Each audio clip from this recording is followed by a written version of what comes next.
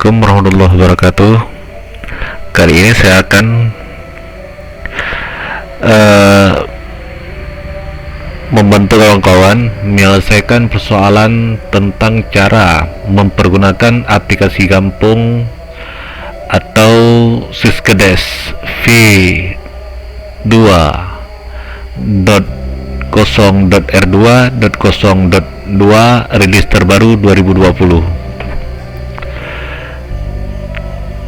Karena banyak kawan-kawan yang mempertanyakan bagaimana cara mempergunakan aplikasi tersebut, karena aplikasi tersebut sangat berbeda dengan aplikasi yang versi 2019. Meski tidak perbedaannya agak jauh, namun di segi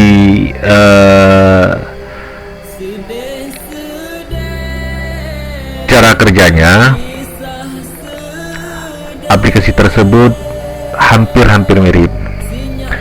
Baik, untuk yang pertama kita akan memasukkan dulu user ID-nya. Kebetulan ini aplikasi Gampong saya, yaitu Kampung Semirah, Kecamatan Desa Mantara, Kabupaten Jawa Utara. Maka saya menggunakan user ID Gampong saya sebagai contoh karena aplikasinya masih kosong. Ini NA itu kode kecamatan Desa Mantara Semirah. Oke. Kemudian dilanjutkan dengan passwordnya. Passwordnya saya rahasiakan. Saya hanya memberikan user ID-nya. Kemudian kita oke.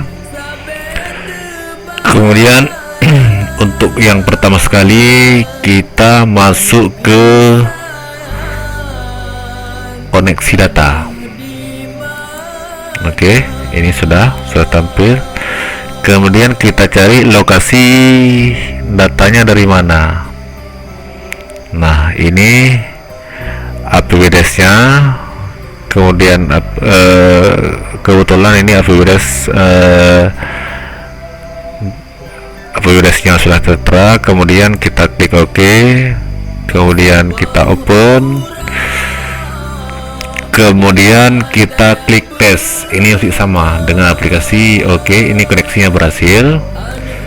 Kemudian kita klik OK. Kita klik simpan kalau memang kita mau menyimpan yang aplikasi tersebut.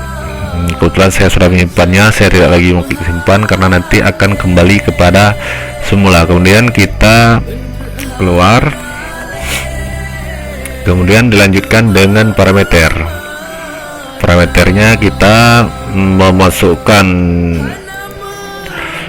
ini peraturan-peraturan yang telah ditetapkan oleh kabupaten. Nah, ini sudah masuk secara langsung. Namun jika kita mau menambahkan, kita tinggal klik ubah. Ini tombol ubah, kita klik, maka kita bisa menambahkan beberapa lagi. Nah, oke. Ini kalau kita kalau mau kita menambah, maka kita klik tambah, maka dia akan nampak poin selanjutnya. Misalnya ini sudah ada A, B dan C, maka akan di sini kita bisa melanjutkan dengan B ya. Oke. Saya merasa kalau yang ini sudah cukup, maka saya tidak melanjutkannya, saya batalkan. Kemudian poin selanjutnya di ini perundang-undangannya. Jika kita mau menambahkan perundang-undangannya, maka kita hanya perlu sama seperti yang tadi, kita hanya perlu klik tambah, kemudian akan tampil bar selanjutnya. Oke. Kebetulan karena saya merasa ini peraturannya sudah cukup, maka saya batalkan saja. Kemudian kita klik di P2-nya. P2-nya juga demikian, ini menimbang, maka di mengingatnya kita masukkan poin-poin yang tadi sampai ya ini sudah ada 7 poinnya. Kalau kita mau menambahkannya maka kita tinggal klik tambah saja seperti yang sudah sama seperti yang di belakang. Kemudian kita masuk ke data entry. Kita mulai dari perencanaan. Di perencanaan dasar, oke, kita klik kanan, kemudian masuk ke data umum desa. Oke, di sini kita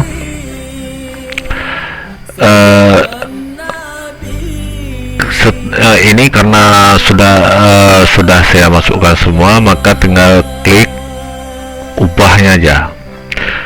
Kalau ada yang perlu diubah, kalau pada dasarnya tetap dia diklik tambah. Cuman karena ini sudah penuh, maka dia tidak mau lagi tampil, maka saya klik ubah. Ini sesuai dengan penampakan ini. Kita tinggal mau mana yang mau kita masukkan, mana mau yang kita ubah, kemudian kita simpan. Oke, selanjutnya pelaksana kegiatan. Di pelaksana kegiatan juga ini poin-poinnya 1, 2, 3. Ini ada Kranicut urusan umum, kemudian kasih pemerintahan dan kemasyarakatan, kemudian kasih pembangunan dan pemberdayaan. Oke, ini kita anggap sudah selesai. Selanjutnya ke visi misi. Nah, di sini kita masukkan visi misi Geci Kampung, karena ini berhubungan dengan RPJMDes atau RPJM Kampung, Rencana Pembangunan Jangka Menengah Kampung. Iya, ini kalau ini tergantung dengan masa jabatan Geci.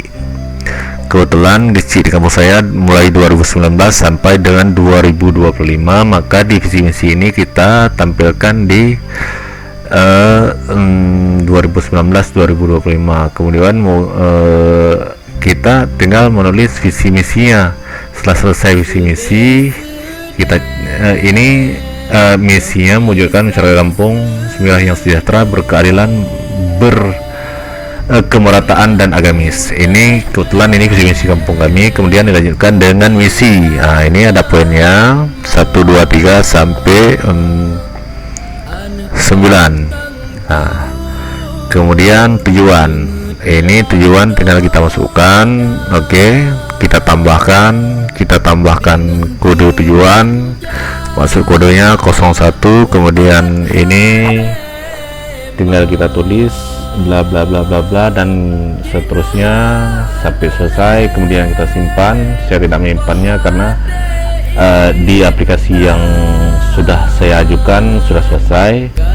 Kemudian ke sasaran, demikian juga ini kita tinggal klik tambah, maka kita kode sasaran, kodenya 1, 2, 3 atau A, B, C, terserah, tergantung bagaimana kita isi di RPJM kita masing-masing. Kemudian kita klik sasarannya tulis saja tujuannya sasaran untuk mewujudkan kesejahteraan masyarakat yang bla bla bla bla, terserah kita bagaimana yang kita mau. Kemudian kita simpan. Karena saya tidak lagi untuk saya sudah menyelesaikan sebenarnya aplikasi ini hanya ingin membantu beberapa kawan yang mempertanyakan bagaimana cara pengisiannya. Karena jika di aplikasi 2015, 2016 dan 2017 serta 2018, oke, kita tutup ini dulu.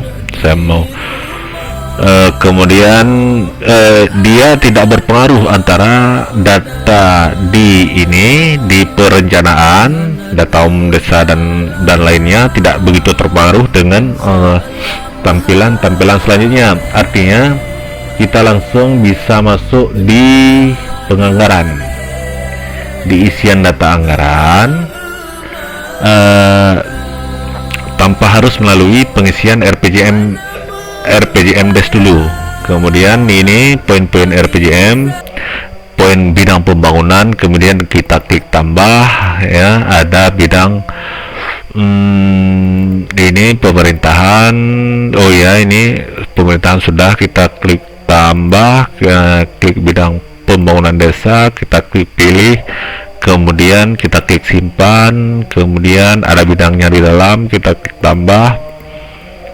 Ini ada sub bidang pendidikan, pilih, kita klik OK, karena kita klik OK. Kemudian kita pilih lagi, kita mau sub bidang kesehatan, kita klik kanan 2 kali, pilih, kemudian simpan. Oke, selanjutnya seterusnya sampai selesai semua bidang yang kita inginkan.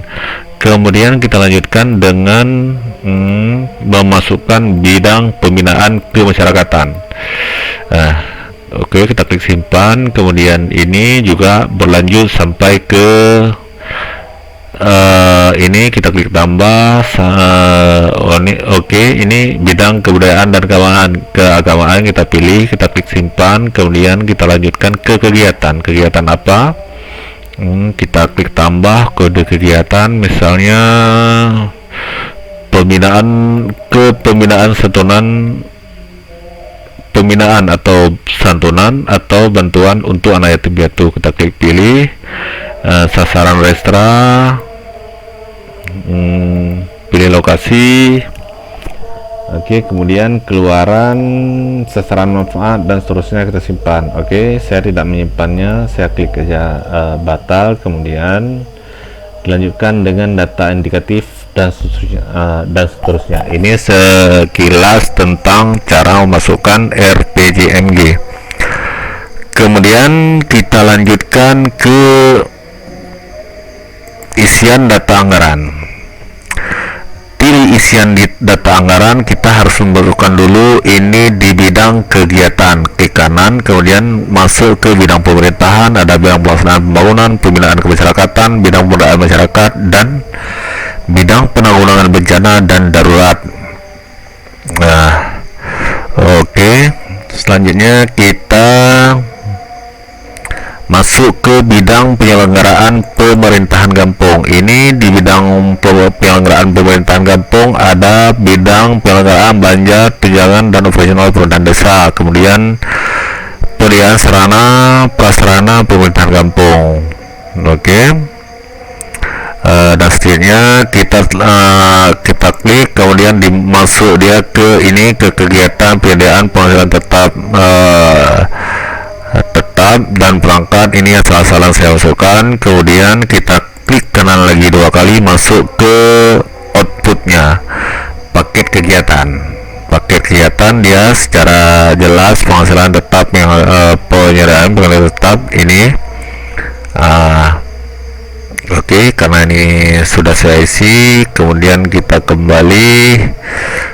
Oke, saya ingin menjelaskan sedikit. Jika pada tahun-tahun sebelumnya, pada aplikasi tahun-tahun sebelumnya, sekalipun kita tidak mengisi kegiatan ini, kita kembali dulu. Ini kan di perencanaan, kemudian isi data anggaran. Pada menu isi data anggaran pada tahun sebelumnya, kita tidak perlu mengisi kegiatan, hanya perlu mengisi pendapatan, kemudian bisa dilanjutkan ke belanja kampung. Namun untuk aplikasi terbaru tahun 2020, kita harus memulai dari kegiatan, kemudian masuk ke pendapatan, dilanjutkan dengan belanja. Kenapa harus demikian? Karena pada saat belanja nantinya langsung dia akan tertera. Kita langsung masuk ke sub kegiatan, kemudian RAB kegiatan, RAB kunci kegiatan, langsung tertera ini alokasi dana desa. Tidak perlu lagi kita memilihnya. Oke, ini selesai. Oke, untuk kali ini saya anggap selesai sampai di sini dulu. Bila ada kawan yang ingin bertanya lebih rinci, maka saya akan menjelaskan pada video selanjutnya dengan lebih terperinci cara memasukkan RAB, cara mengisi detail aplikasinya, dan sampai cara memposting anggaran. Untuk kali ini kita padai dulu sampai di sini. Billahi taufiq wal hidayah. Assalamualaikum warahmatullahi wabarakatuh.